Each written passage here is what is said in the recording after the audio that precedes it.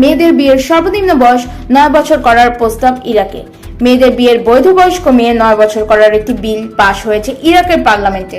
প্রস্তাবিত বিলটি নিয়ে দেশটিতে ব্যাপক বিতর্কের জন্ম দিয়েছে। এক প্রতিবেদনের সংবাদ মাধ্যম MSN এ তথ্য জানায়। প্রতিবেদনে বলা হয়, বর্তমানে ইরাকে মেয়েদের বিয়ের সর্বনিম্ন বয়স 18 বছর। প্রস্তাবিত বিলে মেয়েদের বিয়ের সর্বনিম্ন বয়স 9 বছরের পাশাপাশি ছেলেদের বিয়ের সর্বনিম্ন বয়স 15 বছর করা হয়েছে। বিভিন্ন মানবাধিকার সংস্থাগুলি এই বিলের তীব্র বিরোধিতা করেছে।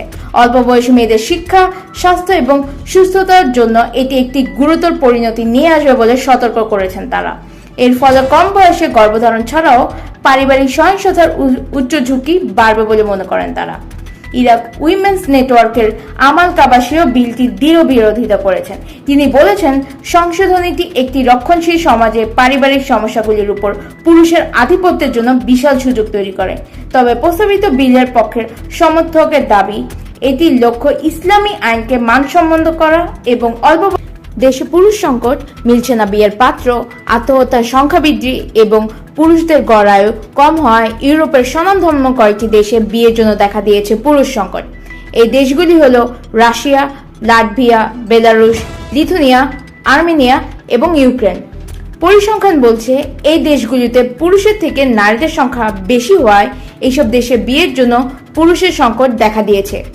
পরিসংখ্যান অনুযায়ী লাটভিয়ায় প্রতি 100 জন পুরুষের তুলনায় নারীর সংখ্যা 118, লিথুনিয়ায় প্রতি 100 জন পুরুষের তুলনায় নারীর সংখ্যা 117.2, আর্মেনিয়ায় প্রতি 100 জন পুরুষের তুলনায় নারীর সংখ্যা 115.5, রাশিয়ায় প্রতি 100 জন পুরুষের তুলনায় নারীর সংখ্যা 115.3, বেলারুশে প্রতি 100 জন পুরুষের তুলনায় নারীর সংখ্যা 115.2, ইউক্রেনে প্রতি 100 জন পুরুষের তুলনায় নারীর সংখ্যা 115.87।